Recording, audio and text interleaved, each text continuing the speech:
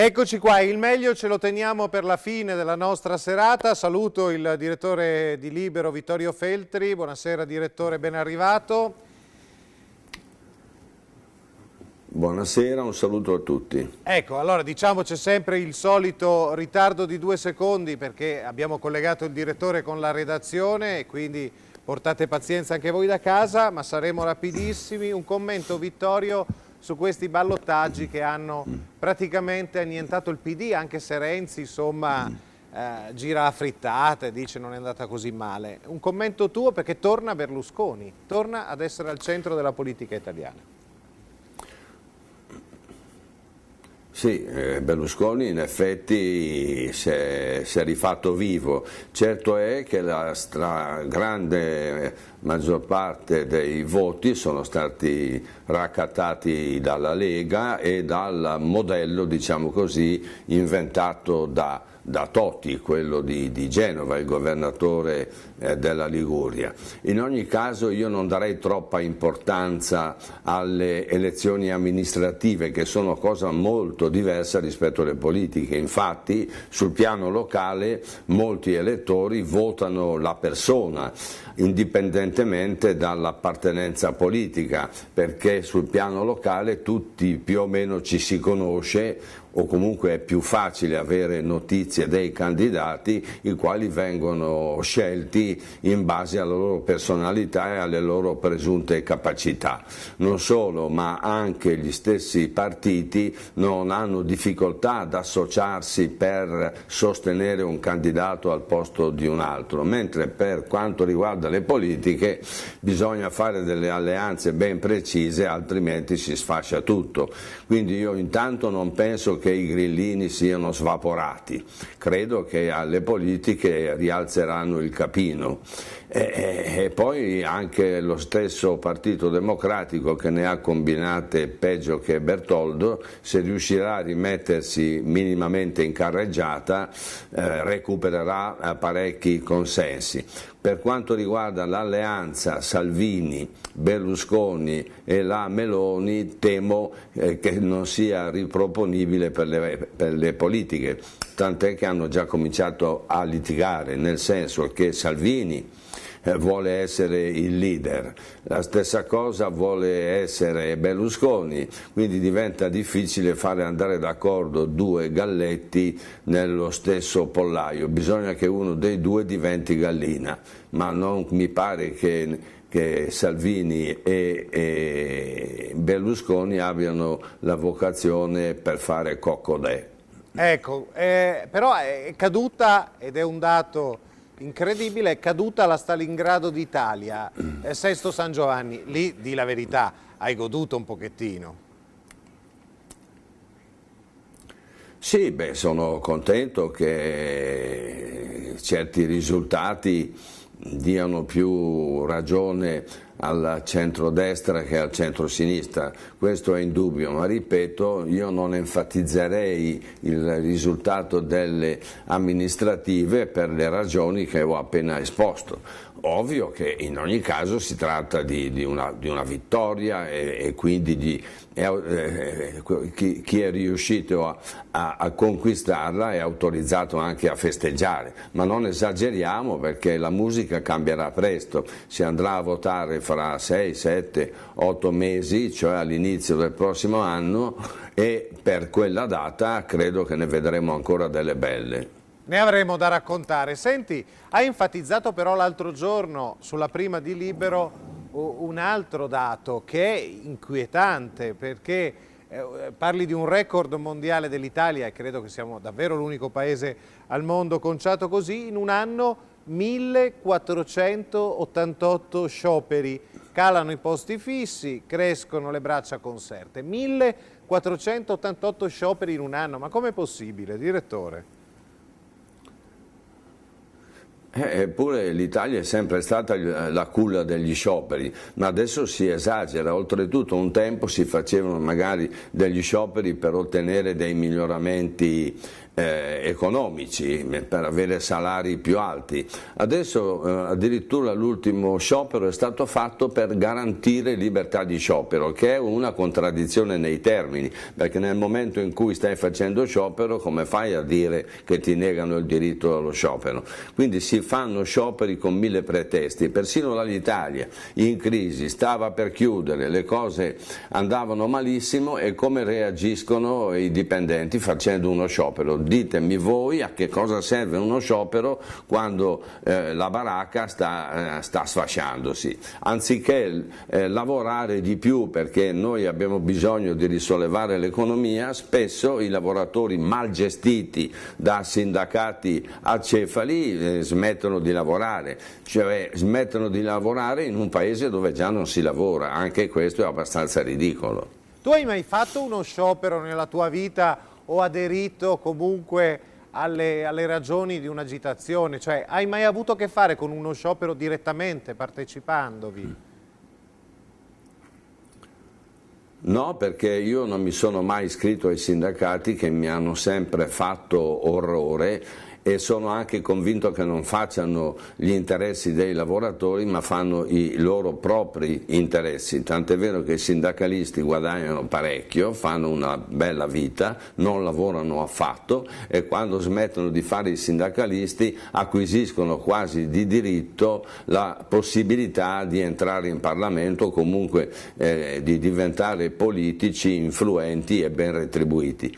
Pertanto io non mi accodo, e quando si tratta di fare una rivendicazione la faccio personalmente, e di solito riesco a spuntarla. Se invece mi affido ai sindacati, i sindacati mi portano via anche quel poco che avevo. Ah, ecco, insomma, è spiegata chiaramente. Senti, dai 1488 scioperi, record mondiale dell'Italia, ai 500 onorevoli Volta Gabbana, ne hai parlato nei giorni scorsi, sono quelli che cambiano partito per tenere la poltrona.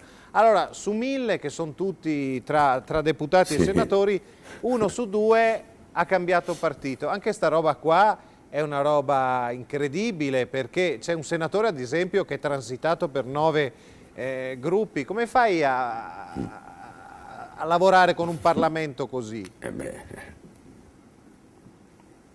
Ma in effetti la cosa è grottesca, perché 500 su meno di 1000 è una cifra che fa impressione, ed è la dimostrazione che la politica purtroppo non sempre risponde a criteri di idealità o comunque di desiderio di partecipare alla vita pubblica. È solamente un impiego, insomma, un impiego discretamente retribuito al quale tengono tutti. Non solo, ma essendo terrorizzati all'idea di perdere la poltrona, sono capaci di qualsiasi infamia, di qualsiasi nefandezza, come quella di transitare da un partito all'altro con una disinvoltura che francamente ci lascia non perplessi ma schifati. Senti, parliamo della televisione di Stato, perché ci sono 2 episodi che hanno particolarmente indignato l'opinione pubblica.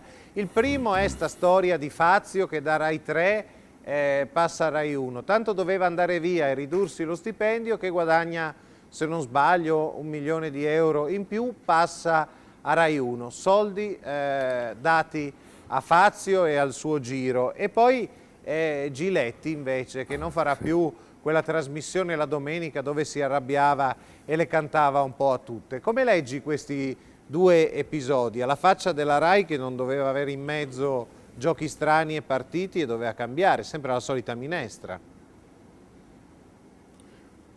Sì, ma è esattamente così. Io aggiungo che ho per Fazio molta ammirazione, che è riuscito a strappare dei soldi ai fessi della Rai, perché non ce la possiamo prendere con Fazio, perché è così abile da farsi pagare cifre astronomiche che naturalmente gli invidiamo. Quindi io veramente gli stringo la mano e mi congratulo. Mentre invece non mi congratulo affatto con la Rai, che prima si impone il tetto dei 240.000 euro come massima retribuzione da elargire ai collaboratori e ai dirigenti della RAI, che è tutto sommato ancora un ente pubblico. Si dà il tetto e poi lo viola solamente per Fazio. Allora o il tetto lo elimini per tutti oppure lo lasci per tutti, anche per Fazio. Tra l'altro il pretesto, la motivazione fornita dalla Presidente della RAI e anche da qualche consigliere del CDA è che Fazio sarebbe stato corteggiato da una emittente privata, cioè la 7, e quindi per trattenerlo la RAI è stata costretta a sborsare quella montagna di quattrini. Questa è una sciocchezza, perché conoscendo Urbano Cairo, che è il proprietario della 7, e conoscendo la sua stitichezza, mai gli avrebbe dato più soldi di quanti ne prendeva alla RAI fino a poco tempo fa. Quindi avere dato tutti questi quattrini a Fazio risponde a criteri non di intelligenza tattica, non di imprenditorialità, ma di demenza pura o comunque di incapacità. Fra l'altro non si capisce perché spostare il nostro Fazio dalla RAI 3 su RAI 1, perché è chiaro che questa trasmissione che tempo che fa è stata ideata per soddisfare un pubblico di intellettuali veri o presunti che amano definirsi sofisticati eccetera, e quindi è una trasmissione di nicchia che però ha avuto molto successo di pubblico, ma trasferire su RAI 1, che invece è nazional popolare, questo programma, rischia il programma di impoverire la RAI 3, che perde uno dei propri capisaldi, e non giova a RAI 1, che praticamente ha un pubblico diverso da quello che ha seguito Fazio fino ad oggi. Insomma, non è stata una bella manovra, tant'è che arrivano dei segnali di pentimento da parte dei vertici della RAI. Forse si sono resi conto di aver commesso un errore, di aver fatto una stupidaggine, ma ormai il contratto pare che sia stato firmato, per cui tutti questi soldi che poi escono dalle tasche degli italiani, perché non dimentichiamo che la RAI è sovvenzionata attraverso il canone che tutti noi siamo obbligati a versare, non è che è un atto volontario, siamo obbligati. E insomma, una gestione fatta così di un'azienda come la RAI è qualcosa che grida vendetta al cospetto di Dio. Dimmi invece di Giletti, che mossa hanno fatto? Devo aggiungere su Giletti. Sì. Ma Giletti è uno bravissimo a fare le cose che ha fatto fino adesso, tant'è che la sua arena ha avuto degli ascolti molto elevati, vuol dire che c'è gradimento da parte del pubblico, quindi io non l'avrei mai tolta. Avrei magari cercato di correggere leggermente il tiro per evitare quella sovrapposizione di voci in studio che non consentono al pubblico seduto in salotto di capire quello che sta succedendo. Insomma, avrei moderato i toni, meno urla e più discorsi magari stringati, ma che si possano comprendere senza che qualche maleducato, come spesso avviene, interrompa, si sovrapponga con la propria voce, magari strillando, il che rende tutto più difficoltoso. Però il programma era di successo, Giletti non andava assolutamente spostato, anzi io farei di tutto non solo per trattenerlo in RAI, ma per restituirgli una trasmissione che gli è stata tolta soltanto perché Giletti non è allineato e coperto sul lato sinistro della politica. Questo almeno è il sospetto, ma non è un sospetto così gratuito, ma suffragato da 1000 elementi che ci autorizzano a dire che si tratta di una porcata. Bene direttore, ci fermiamo per un attimo di pubblicità, restate lì perché Vittorio Feltri ritorna con noi tra poco.